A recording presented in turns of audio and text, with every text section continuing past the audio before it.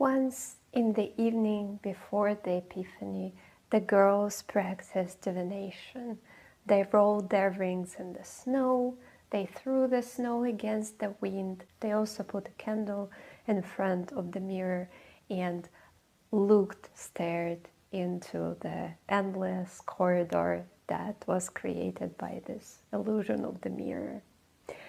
How the story ended, nobody knows, because divination is actually ungodly, and those are the evil spirits that help you to see. Moin, dear people, old, new, my friends, the friends of my friends, my family, my relatives, and anyone in the world who discovered this channel, and Timmy is sighing on the background, and who probably found it interesting, or maybe the struggles were described, the same struggles that probably you went through. I am happy to see you here. I hope you enjoy this content, unprofessional but still made with love and care. My name is Anna of Northern Germany. I am a survivor, a fighter, a writer, and on this channel I enjoy talking about the things I am passionate about, which are books, literature, writing, human rights fights, and integration into the new society, in my case into the German society, because I am a refugee. I've left from Russia in 2021 and I am currently living in Germany. One of the things that I particularly enjoy, especially I began to enjoy it lately, like last years, when Russia became quite far from me, I felt like I was losing my roots and I really wanted to reconnect with my roots. And what can help better with that than folklore and the stories, local superstitions, like legends and other things. And I got really into the Slavic folklore, and I already made a video which was a part of the series, The Season of the Witch. You can watch it if you haven't watched it yet. I think it was very much loved around the small circle on the internet, and I worked quite hard, so you can watch this one. But today is actually the 16th of January. Yeah, it's maybe a bit late, and I think this video is going to be out on the 19th, so it's already Slavic Epiphany. But yeah, I'm managing as I can because I'm also working and I'm planning to start a German course in February, and it's not exactly what I had planned because right now the situation is changing in Germany and it's not as it used to be, and we also don't know who is going to come to power as our chancellor, and there is a high chance that all the people who hate refugees will get a bonus, but I don't know yet. We'll see. And I already talked too much. Today I want to talk about Russian Christmas, the thing about Russian Christmas, because people abroad, they see it as something a bit bizarre. So I will introduce you to our lost tradition, why the tradition was actually lost, and what people did, how they celebrated Christmas before it became banned in the USSR, like the tradition that was actually lost. And I will share some ways how you can do divination, predict the future in these times. You can still try, like on the Slavic Epiphany, like these days, the 18th, the 19th, the 20th, and you can try to predict the future. So yeah, okay, let's start. This year I actually celebrated the Russian Christmas. Normally we do celebrate the Russian Christmas, but because the USSR, the past of my country, Russia, was rather secular, was against the religion, we don't really pay too much attention to Christmas, and it's also after the New Year. It's a bit strange, but this year I celebrated in Berlin with my friends, and we of course gave it rather this secular meaning that everybody has this day about the unity, about the family, about the warmth, spending time together, enjoying each other's companies. So I wanted to film a vlog, but I was a bit tired, so I'm sorry I didn't film a vlog. I just wanted to spend time with my friends. I haven't seen them for a long time. So I just decided to share the story, where it comes from, why like this, and yeah, because I don't think that many people in the world are aware of that. And I'm sure that this video is going to be pretty long, so you don't really need vlogging parts. But maybe one day. So first of all, let's look at the date of the Russian Christmas. And the Russian Christmas is celebrated on the 7th of January. Yeah, strange. First we celebrate the New Year's, we give gifts to each other on the 31st or on the 1st of January, but on the 7th we can still celebrate Christmas, and I think it's included into this vacation week when everyone is drinking like crazy.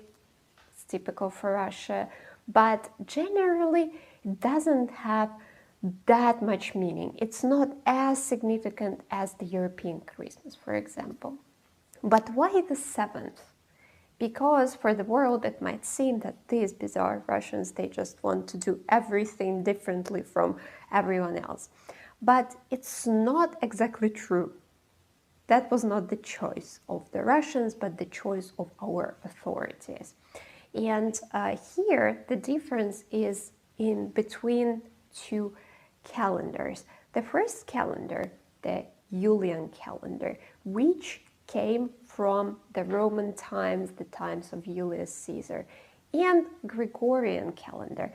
It's from the Pope Gregory the 18th, if I'm not mistaken. If I am mistaken, I'm sorry, because these popes, they're endless, and they couldn't invent original names to themselves.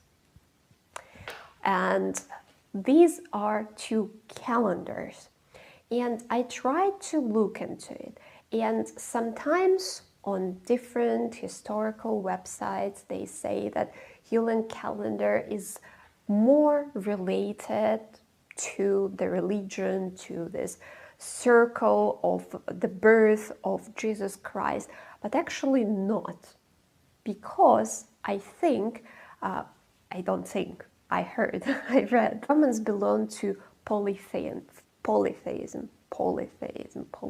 So they believed in multiple gods. They couldn't care less about the circle of the birth of Jesus Christ. And Julian calendar was very progressive for those times, because at first they oriented themselves with the moon.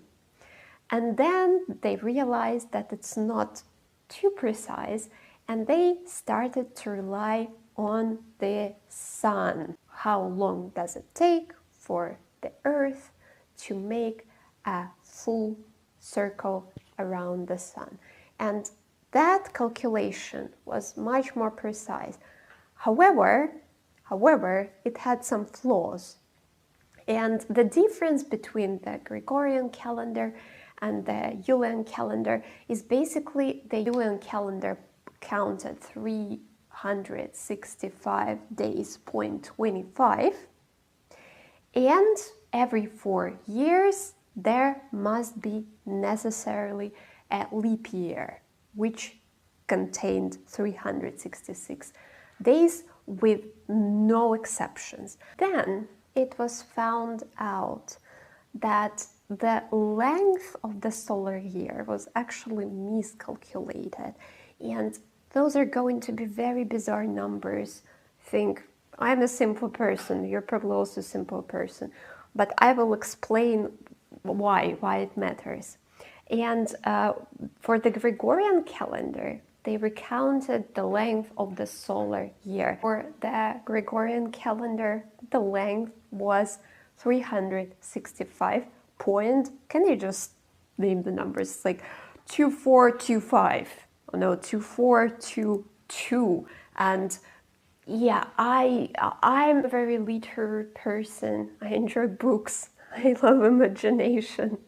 I'm not good at these technical numbers. I'm very bad at physics. I'm traumatized for life since school about physics because we had a terrible teacher.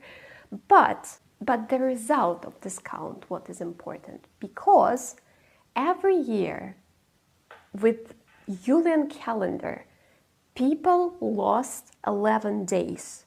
And that's how it happened that the year, like the seasons didn't match. People quickly happened to realize that something is going off.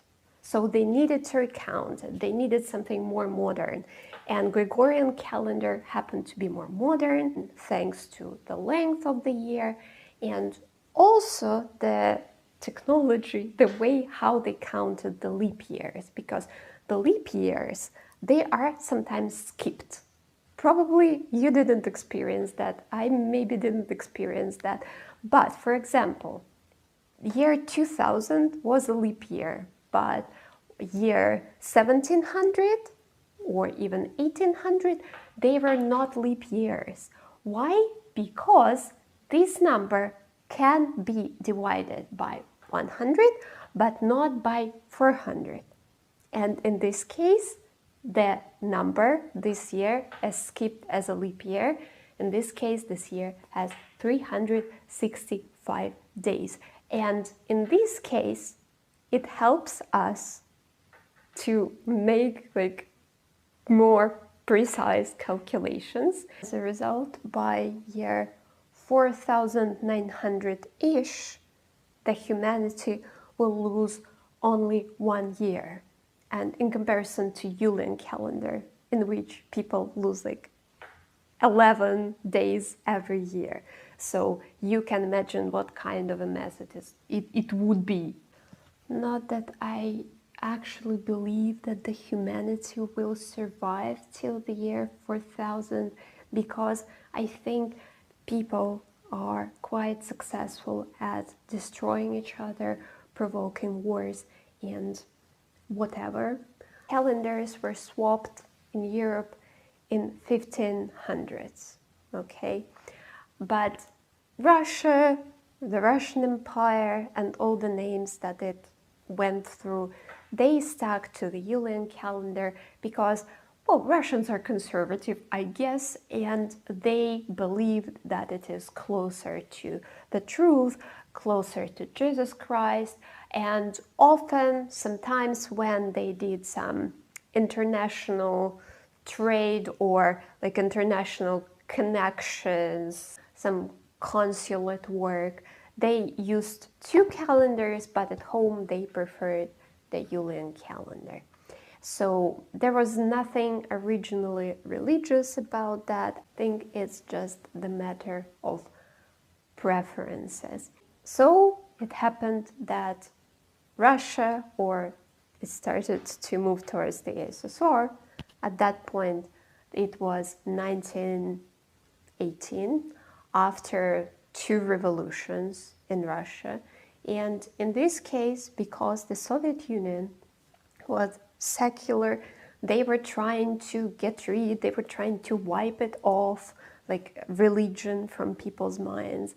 And they decided to pass over to the Gregorian calendar.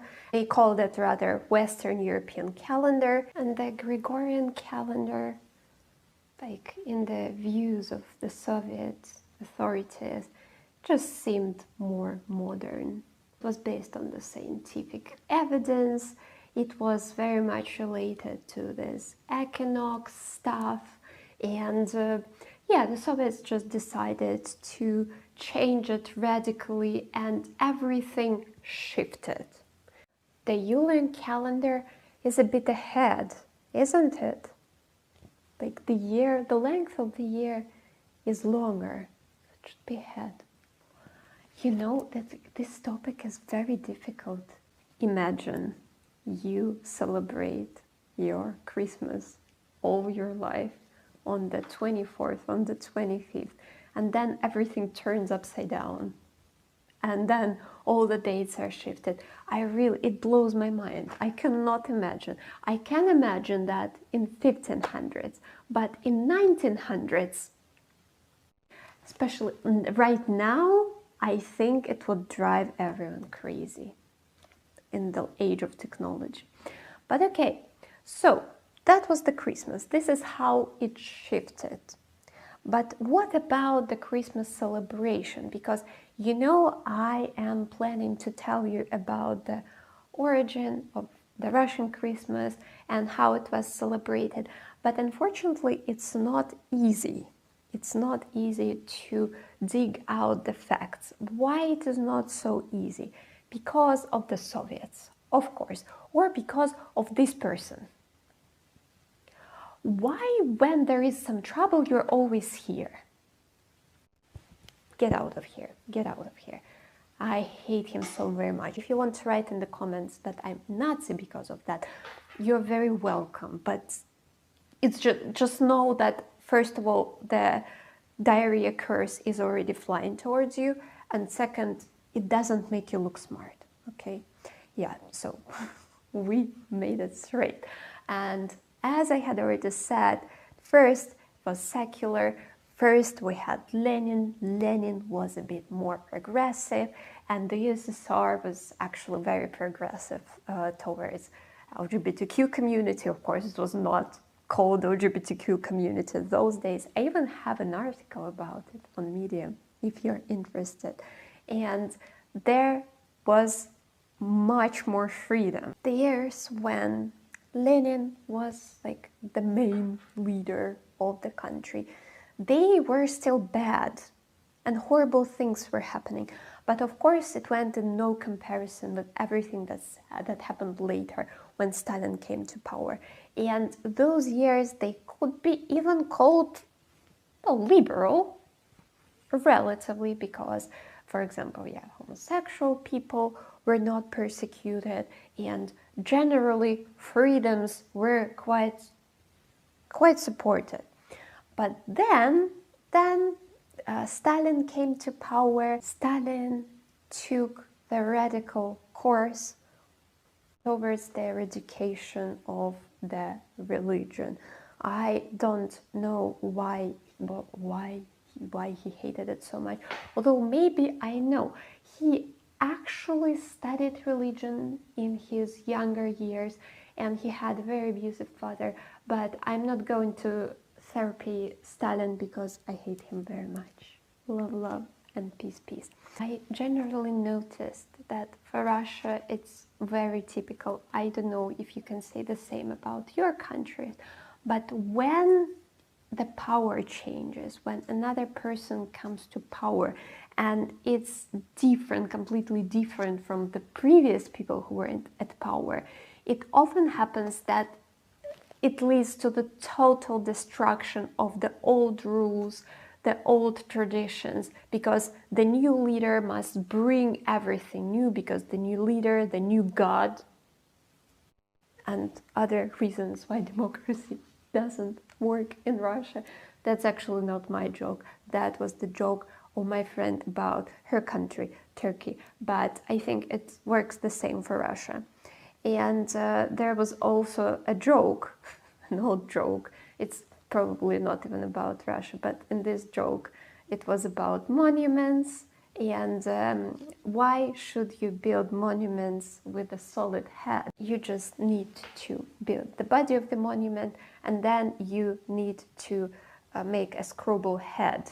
So if the power changes, if the authorities change, you just replace heads and then you carry on, right? Right. Stalin was one of those leaders, and he wanted to get rid of the religion. In 1929, Christmas celebrations were banned. And we must understand, it's not that if you celebrate Christmas with your family, you are directly sent to Gulag, but you will be judged. And if you distribute Christmas trees, like drugs, Christmas trees, you might have been fined. At the same time, the machine of propaganda worked well together with Soviet poets and whoever they were, like, you know, posters, these famous Soviet posters, like, for example, those about Christmas or about religion. And they were made to brainwash people. I'm just saying this because there are some people who really love the aesthetics of the Soviet posters, and you're free to do that. Just remember that the original goal was to brainwash people. And people, it was very hard to eradicate.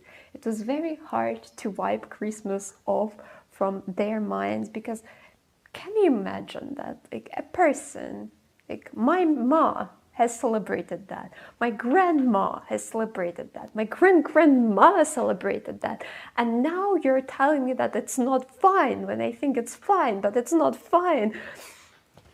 Explosion. I really cannot imagine. I cannot imagine sometimes how people's brains work, because it's just how.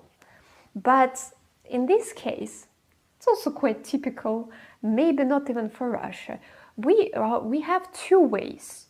If we don't like something that people are doing, we are trying to ban it, we're trying to be like bad politicized, strict people, or we are trying to head it, we are trying to lead it, and we will introduce something similar, a celebration, a fest, for people still to be able to celebrate, to have their fun, but rename it, and we will change the dates a bit, and then probably the magic will work by itself. I think that was not only Stalin. Get out of here, you're dictator S. But also Vladimir, who baptized Russia.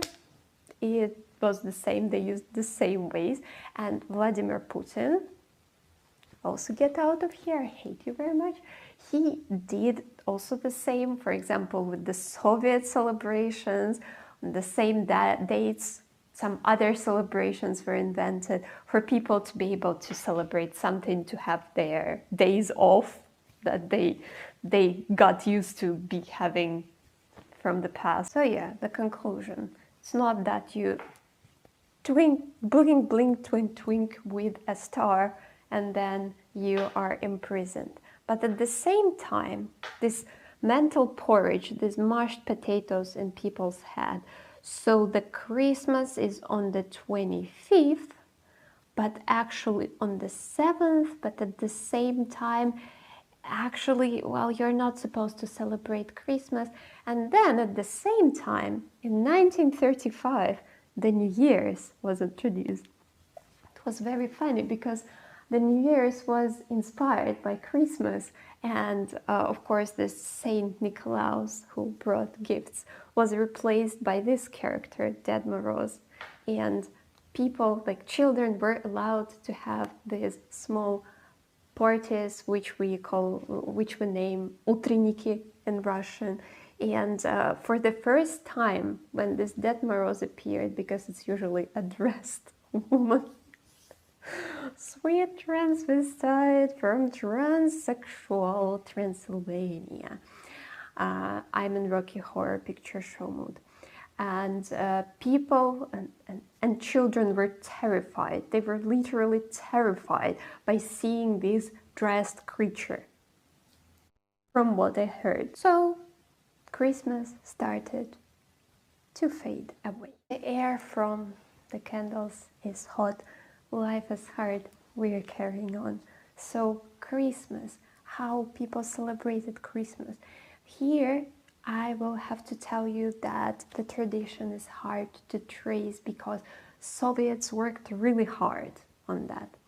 How we can find out what was going on? Well, fortunately, we have pieces of literature. For example, the poem by Zhukovsky, which is called Svetlana, and the painting named Svetlana, called Svetlana. From this painting, I was inspired with my kokoshnik, and also you can read it from Pushkin or from the folklore tradition, and also we can spy on the neighbors. Sorry, Ukraine. We always have something to do with you, but yeah, we're neighbors, especially like the place where I lived, where I was born. It's very close to Ukraine. So it's not horribly different from something that was going on in Ukraine. And these you can discover in Gogol's stories, or also the tradition of the Western Ukraine, because Western Ukraine was taken over by the Soviets much later, and eventually the Soviets had a bit less time to brainwash people. Lucky them. I envy them. Also, when we talk about Christmas, let's not forget that the Russian tradition, the Slavic tradition, is paganism, very, very tightly entangled with Christianity. Right. So let's see how people celebrated Christmas. Christmas started to be celebrated on the territory of Russia only after the 10th century when Vladimir, no, another Vladimir,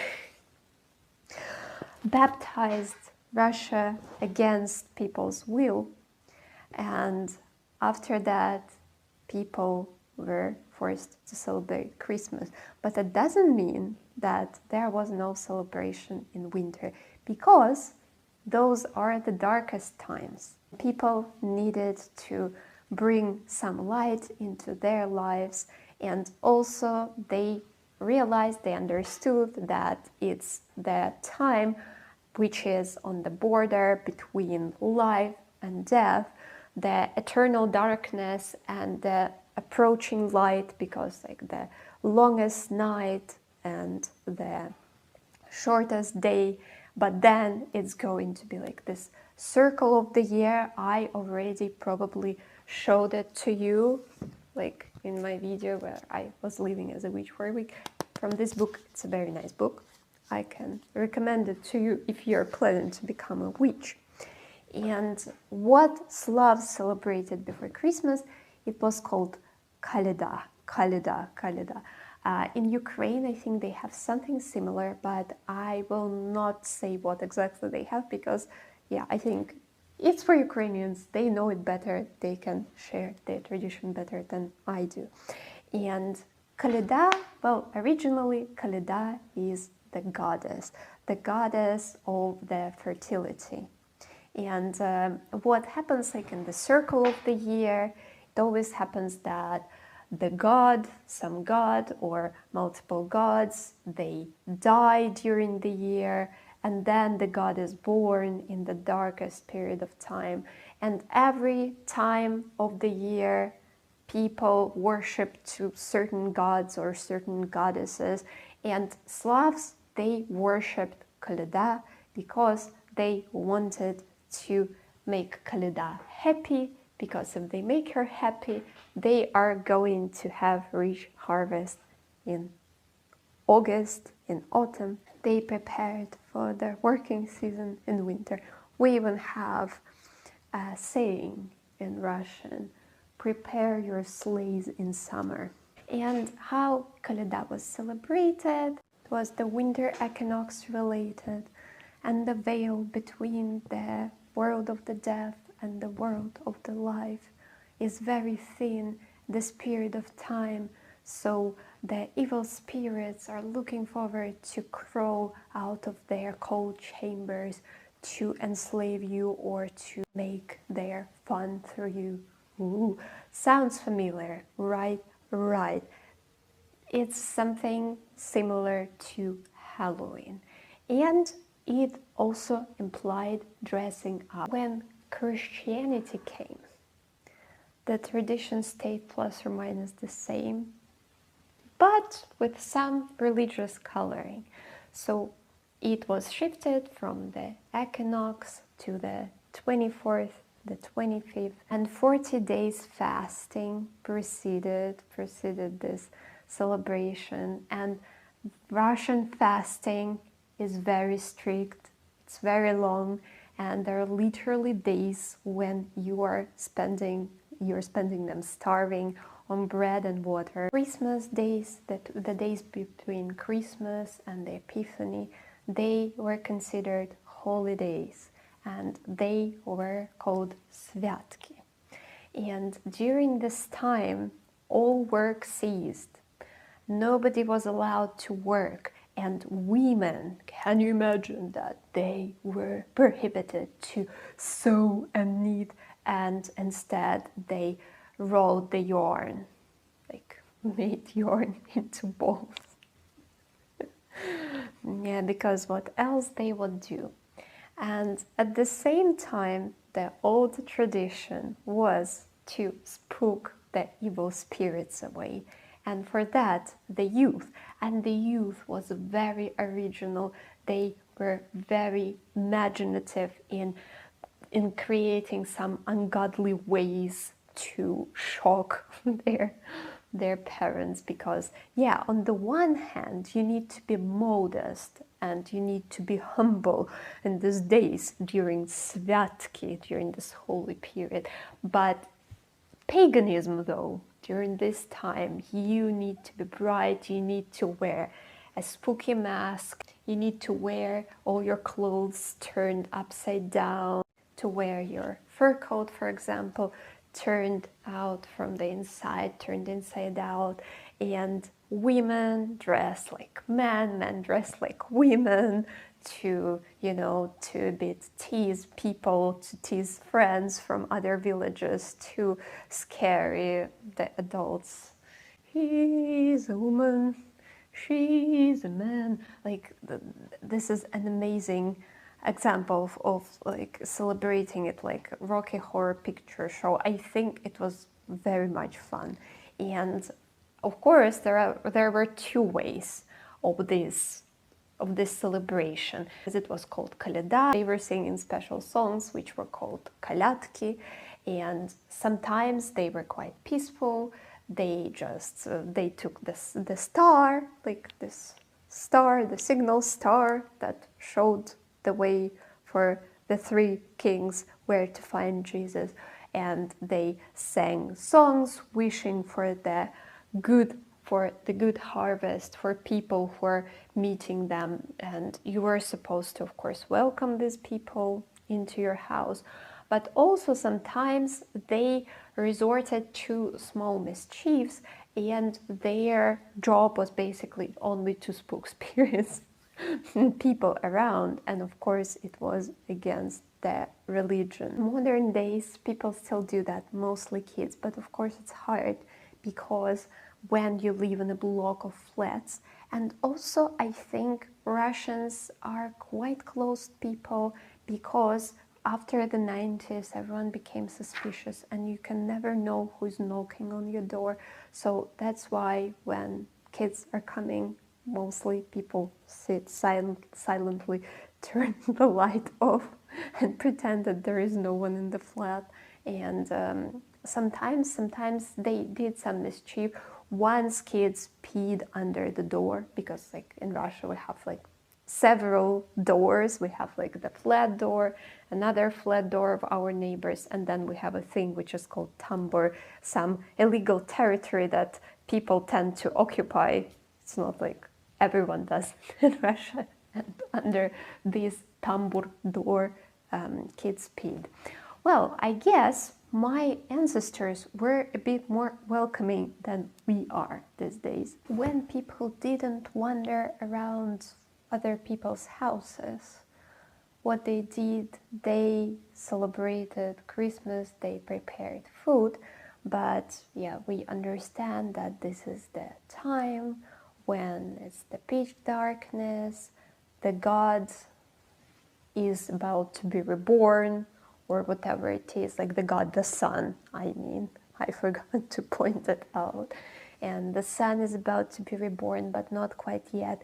And at the same time, the evil spirits are performing Rocky Horror Picture Show. Yes, I'm crazy about it today. I don't know why. It creates a certain mood. That's why the food is quite funereal.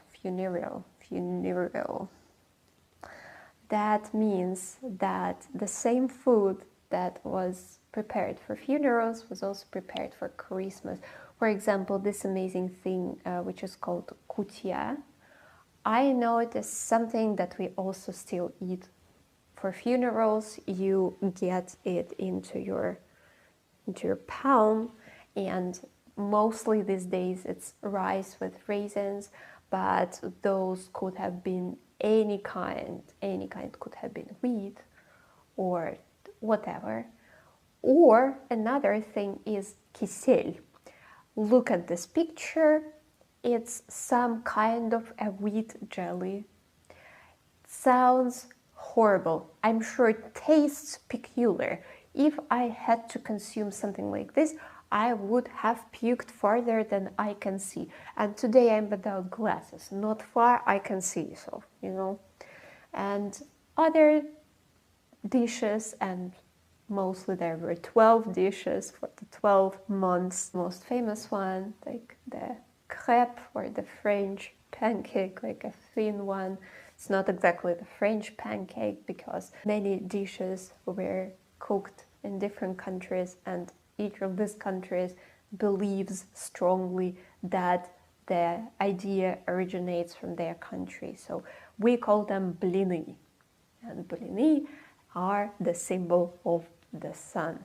We already went outside, we sang some kolyadki, we dressed, we were women, men, we changed our clothes, we spooked all the spirits and all old people, committed a bunch of sins, although we were supposed to be modest and humble and religious, and we needed to spend this time in peace and reflection, and we were supposed to slowly transition from this starvation, like fasting that we had been performing for 40 days, to something which is a bit more edible, like the time when you're not starving. What else you can do if you're a woman? Oh, if you are a woman, this is the perfect time for you, because it's the divination time. And all the women, although it was not approved, of course, because as I had already mentioned, the evil spirits are telling you, are predicting your future. And sometimes you cannot even know if you can trust the evil spirits. Like in the poem that I mentioned, Svetlana, in this poem, the girl, she's trying to predict her future because her love doesn't show up. There is no news for a year already. And she starts predicting her future with the mirror, with the candle, and of course she sees a lot of stuff. Can you imagine darkness, the mirror, the corridor, the endless corridor that the mirror creates? You can see everything. You can see the devil himself. You can see Vladimir Putin, even if it's not the time for Vladimir Putin. Your imagination can create everything. Yeah, but of course that was the best time to find out who is going to be your future husband and when you are going to get married, because for women those were two most important questions. To make a divination ritual, you need to follow certain rules. First of all, your hair must be loose, and all protective things, like all ornaments, I made those by myself. By the way, that one was a gift from a friend of mine for Christmas, and it's actually like very traditional for Russia. Beads, handmade ornaments, and kokoshnik I also made myself. You can see. by the quality of it. So you needed to get rid of all the rings, all necklaces, especially the cross, like your protection, because yeah, in Russia we still wear crosses as a symbol of being Christian. And of course you needed to get rid of those because you needed to pass for an evil spirit, for them to see a fellow body, a fellow evil spirit. And you needed to go to some room in which the presence of the God spirit is the lowest. So the room which is not blessed, and usually in Russia it was like this room which is called banya, the place where people washed themselves, and banyas, it's like sauna, and this place usually wasn't blessed. Or they went to some abandoned places, or to the intersection, like crossing of the roads, where the evil spirits could surely be found. And at this moment, you could start performing your divination. Divination, evil spirits, unblessed places. Give me two, give me two. Do you want me to share my dream? Currently, there is a person who I really like, but the problem is that this person works in one of the places where I work sometimes, and this person gave the name, but I don't remember the name. I completely forgot, and honestly, for me to hear the name only once is never enough. And once I had a dream when I was in Berlin, and there was the devil, and we had some stuff to do, I guess because I was filming a movie and he was an expert in the movie, and and I thought, well, maybe the devil knows everything and I can ask for the name of my crush. But I didn't, because I wanted to have nothing to do with the devil. And then I woke up and I thought, okay, maybe not everything is as bad as my relatives think. Do you want some ways to do the divination, to try it out? Are you interested? Who is going to be your future husband? So yeah, like the creepiest ones. There are the creepiest ones. There are also the ones which are, they're also very radical. So there is no maybe. There is always either you're going to be freaking happy and you get married, or you're going to die. Like there is no middle part in these divinations.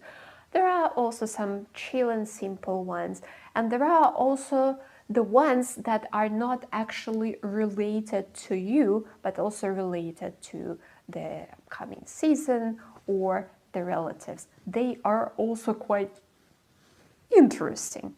So one of the creepiest ones is when you put the candle, like in the picture, Svetlana.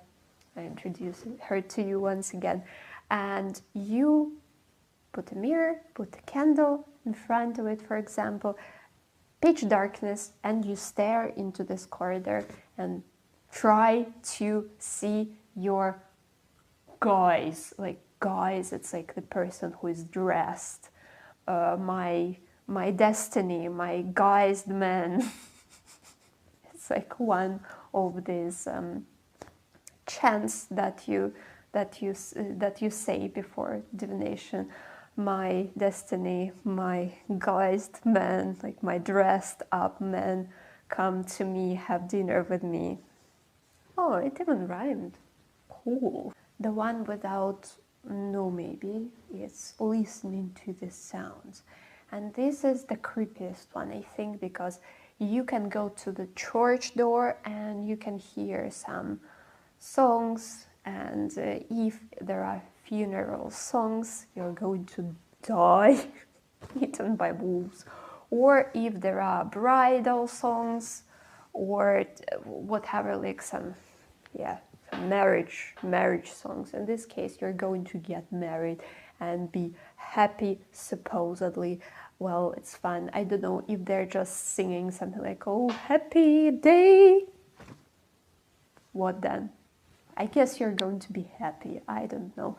Or you can go to an abandoned place and listen to the sounds there, and what is going to happen next, nobody knows, because if you hear something scary, like ooh, probably it's the high time to start digging a grave for yourself. The more chill ones, for example, when there is snow, maybe you live in a place when there is still snow, not swallowed by the global warming, you can try to throw the snow against the wind. And if the snow falls loudly, that means that you are going to have a young and loud partner. And if it is silent, the partner is going to be old and deaf. Live with this information now. Another one, maybe you would not agree for that because it needs snow and also a ring, and you need to roll the ring maybe together with your friends, and then you need to search for this ring in the snow, and the first person who finds the ring is going to get married. There is a slight danger that you're going to lose your ring, and in this case, yeah, lose.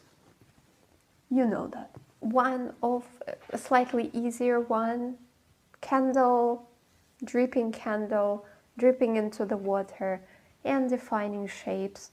Also, there can be something that can predict you horrors. So careful with that one too.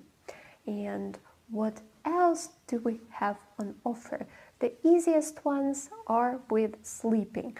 One of those is to brush your hair, put your hair, not your hair, gosh, put your hairbrush under the pillow. Say your chant like, my destiny, my future husband, my guised man, come to me and have dinner with me. And then maybe you will see this person in your dream. Or you can write various names of people and put them under the pillow, and in the morning you can pull a name out, and the name is going to be your future destiny. And I thought that possibly these days it's going to be slightly harder because we are living in the global world, and you can possibly have no clue what the name of your future love is going to be, because maybe your love is from Africa, maybe your love is from South America, Australia, I don't know, Native American can also be. Did you hear their names? They are very difficult. You can never ever predict what kind of a name it is going to be. So this one is a bit crap. One of my favorite ones, the one where you take a shoe, and the shoe was a shoe in Russian those times, валенок, and you throw it over the fence. And if you're lucky and you didn't kill anyone, you go there and you see if it fell with this tip towards your house. That means that your love is going to be local. If it fell towards the forest, it is going to be a werewolf. If it fell towards another village, this person is going to be from another village. So you see, you cannot really change your destiny if you're Bella Swan. Although, other one, and I was searching for an example of this because it was also important what kind of husband you're going to have. It was also possible to predict it, like to go to the place where there are logs for the oven, because the houses were heated with this huge oven, and you needed to pick a log maybe in the darkness, and if the log that you picked is smooth, that means that the character is going to be nice of your future love, or possibly your future life is going to be poor. Like, the interpretations are wild. I think they varied from village to village. And if there are many little thingies, like branches, they're not branches, forgot what they're called, that means that the character is going to be nasty. But I also wanted to give an example of a divination ritual which is not about the future love, future husband. It's about your family members, and you could have predicted what is going to happen to your family members. And as one of the most important things in the house was a spoon, you could have predicted future with the spoon. So you either poured some water and put it outside, or you could have put it and you could have pressed it with some food and cover it with a napkin.